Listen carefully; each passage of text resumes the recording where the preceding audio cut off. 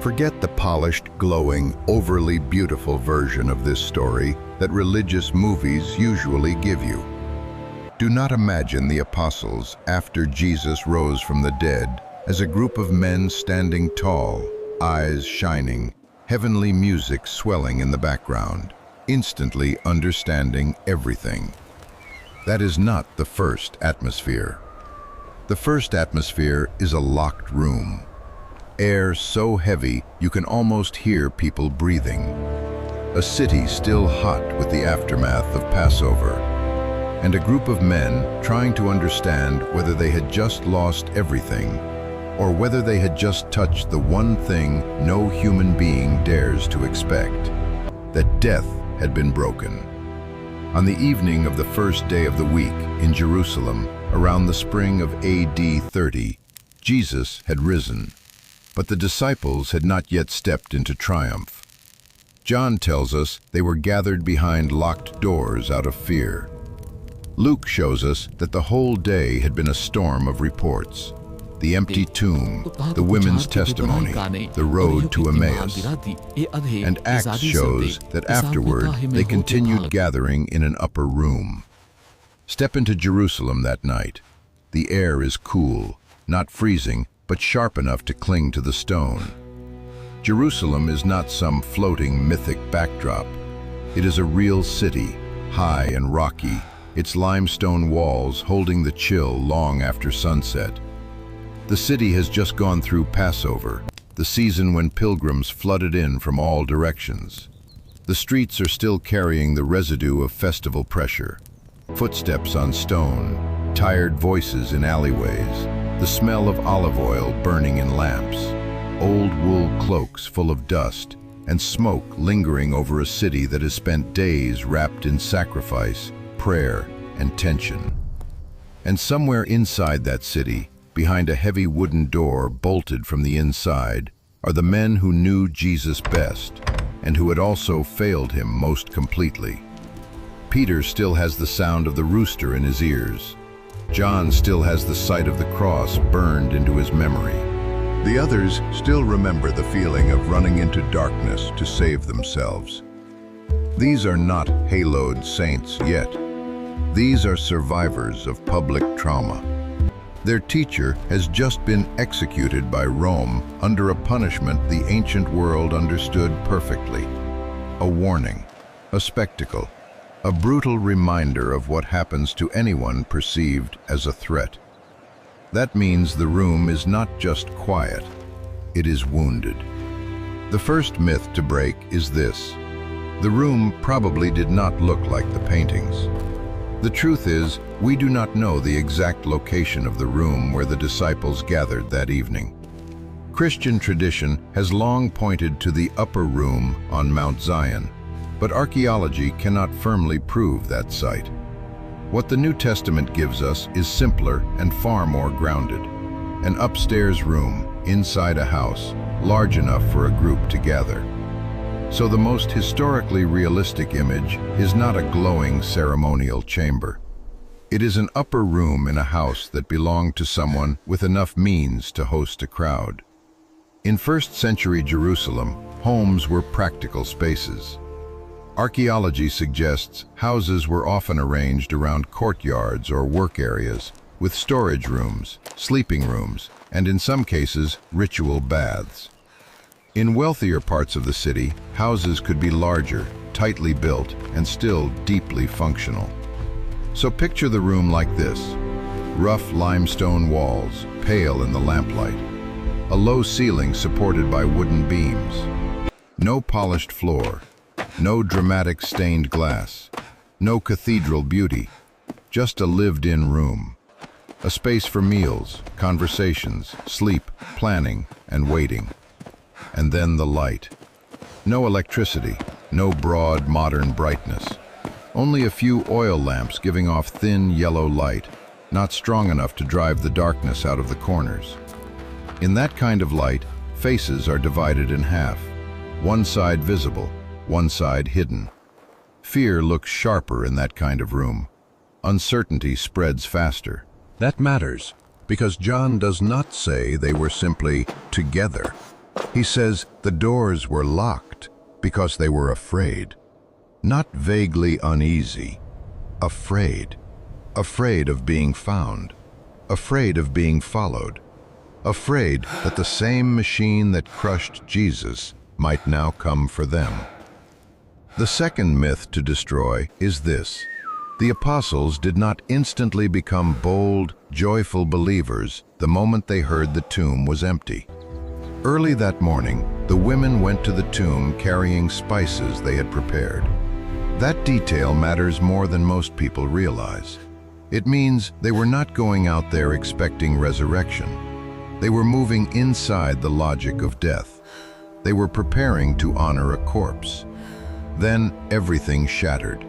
The stone had been rolled away. The body was gone. Angels spoke. Mary Magdalene brought word. Then the men from Emmaus came back saying they had seen him. Now, place yourself in the minds of the 11 that evening. Too many reports, too little certainty, too much hope to risk believing too quickly. This is what makes the gospel accounts feel so human. The disciples are not portrayed as gullible people, desperate to believe anything. They are portrayed as exhausted, wounded, suspicious, psychologically overloaded, torn between longing and self-protection. Luke says that when Jesus appeared among them, they were startled and terrified, thinking they had seen a ghost. That means even when he was standing right in front of them, their first reaction was not, "Of course, we knew this would happen." Their first reaction was fear. That is the room, not confidence, not clarity, not theological mastery. A room filled with men whose world had collapsed, and who were now being forced to consider that reality itself might be bigger than their grief. Another mistake people make is imagining resurrection evening as though everything outside had suddenly become peaceful too. No. Outside that room, Jerusalem was still Jerusalem. This was still the city of the temple, still the city of religious authority, still a city under Roman power, still a city where public order mattered, still a city swollen by pilgrimage and full of tension. The political atmosphere had not softened just because the tomb was empty. Rome did not govern Judea because it admired local diversity. Rome governed it because the region mattered, strategically and politically, and because it needed that region to remain stable. During festival seasons, when crowds surged into Jerusalem, tension could rise fast. Now imagine what that means for the disciples. They are not hiding in some forgotten village. They are hiding in the nerve center of the land, only days after their leader was executed by the most powerful empire in the world. So the locked door is not just a detail in the story. How can this be true? It is a physical expression of real fear. Every knock could make the room freeze. Every sound in the courtyard could pull every eye toward the entrance. Every footstep pausing outside could make someone stop breathing for a second. And in that silence, shame may have been even worse than fear. Peter, above all, would have carried that weight. This was the man who had sworn he would go to death with Jesus. Now he sat inside a locked room with the memory of denying him 3 times. And yet the resurrection narratives do not hide that failure. That is part of their power. The resurrection does not begin with flawless men. It begins with broken men. Then Jesus comes, not as a symbol, not as a poetic memory, not as the spirit of the movement living on. The Gospels present him as truly present in that room. And the first thing he says is not a lecture, not a rebuke, not, "Why did you abandon me?" He says, "Peace be with you." That is astonishing, because if anyone in that room deserved confrontation, it was them. They had fled, they had doubted, they had hidden. Peter had denied him. Thomas would later resist believing altogether. But the first word from the risen Christ is peace. Luke tells us they were still frightened, so Jesus shows them his hands and his feet. Then he does something almost offensively ordinary. He asks for food.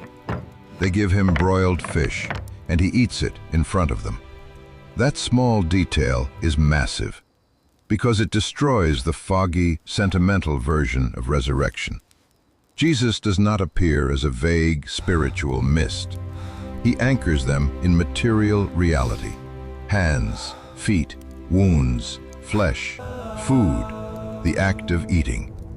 Luke even says they still did not fully believe because of joy and amazement. In other words, their joy was still mixed with shock. The room does not instantly explode into settled certainty. It moves layer by layer, from fear to shock to wonder to joy. That is far more believable, far more human. These men were not easy to convince. They were brought into faith gradually, through repeated encounter, through the presence of Christ, through evidence they could see and touch. This is another detail many people miss. Even after the first appearance, everything is not suddenly resolved. 8 days later, the disciples are together again, and the doors are still shut. That alone is enough to shatter the romanticized version of the story. If resurrection instantly erased all fear, why are they still behind closed doors 8 days later? Because real spiritual transformation rarely happens like flipping a switch. It happens through time, through repeated encounter, through Christ entering the weakest place in a human being more than once. Thomas was not present the first time, and he demanded to touch the wounds. And Jesus did not humiliate him. He invited him closer. That is the atmosphere after the resurrection. Not a band of fully formed heroes, but a small community being rebuilt from ruins. They have heard, they have seen. Some have believed, some still struggle. Fear, shame, amazement, longing, all of it still clings to them like Jerusalem dust on the hem of a robe. Acts gives us the next rhythm of the story. Jesus appeared to them over 40 days and spoke about the kingdom of God. Then they returned again to the upper room, praying and waiting. That means the time after the resurrection was not one instant explosion of triumph. It was a season of reformation. Christ was rebuilding a community. And this is where history, archaeology, and theology meet beautifully. An upstairs room in a first-century Jewish house was not built for mystical spectacle. It was a practical domestic space for eating, resting, talking, waiting, planning. Ordinary materials, ordinary architecture, ordinary life. And yet, that is exactly where God began shaping the church. Not in a palace, not in a marble hall, not on a mythic mountaintop, but inside a room made of stone, wood, oil, dust, and frightened men who had failed and were being found again. How can this be Now true? we get to the deepest part. Why did the risen Jesus step into a locked room instead of going first to stronger, worthier people? Why was his first word peace instead of disappointment? Why did he keep the wounds instead of appearing as a version of himself with no visible history of suffering? Because the resurrection of Jesus is not only victory over death, it is also the revelation of how God deals with failed human beings. Notice this carefully. The locked door could keep out soldiers. It could keep out the crowd. It could keep out danger from the street. But it could not keep out Christ. And more than that, the locked door is also a symbol of the disciples themselves. They locked the door because they feared what was outside. But they were also locked from the inside, by shame, by regret, by confusion, by the sense that maybe they had disqualified themselves forever. And the risen Christ enters that locked place. He does not deny their fear. He does not mock their weakness. He does not say their emotions are irrational. He enters the middle of it. That is the gospel. And he does not erase the wounds to save them from the truth. He shows them the wounds. That means resurrection is not divine amnesia. God does not heal by pretending Good Friday never happened. He heals by carrying the marks of suffering into glory. For the disciples, that must have been explosive. It meant failure was no longer the final word. Sin was no longer the final identity. Fear was no longer the final room. Peter denied, but was not discarded. Thomas doubted, but was not humiliated. The men who ran away were not replaced by better men. They were called back. They were the ones who received peace. They were the ones turned into the foundation of the church. And maybe that is exactly why this post-resurrection scene is stronger than any polished version ever made for the screen.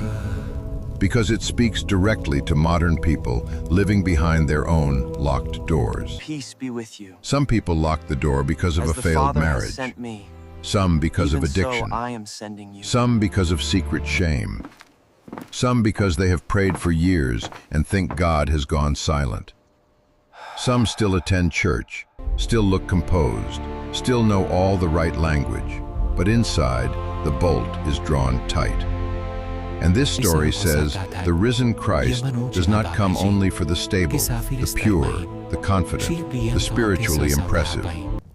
He comes to the people sitting in weak light, afraid of the next knock, unsure whether they even dare believe anymore. He comes, stands in the middle, and says, "Peace be with you." Not cheap peace, not cosmetic peace, not peace that paints over the crack, but peace that enters through the crack. Peace that puts its hand on the wound. Peace real enough to eat with the terrified. Peace strong enough to turn a hiding place into a launching point. So if you want to see the atmosphere and the scene of the apostles right after Jesus rose from the dead, do not picture some golden religious painting. Picture an upstairs stone room, a weak oil lamp, a bolted wooden door, faces hollow with lack of sleep, a city still dangerous outside, reports they do not yet know how to process, hearts that want to believe but are afraid to believe. And then suddenly, that room is split open by a presence no locked door can stop. And from inside the tightest room of fear, salvation history turns. Not because the apostles were finally brave enough, but because the risen Jesus was real enough, near enough, and merciful enough to step into the very place where they were trembling. So here is the final question for the viewer.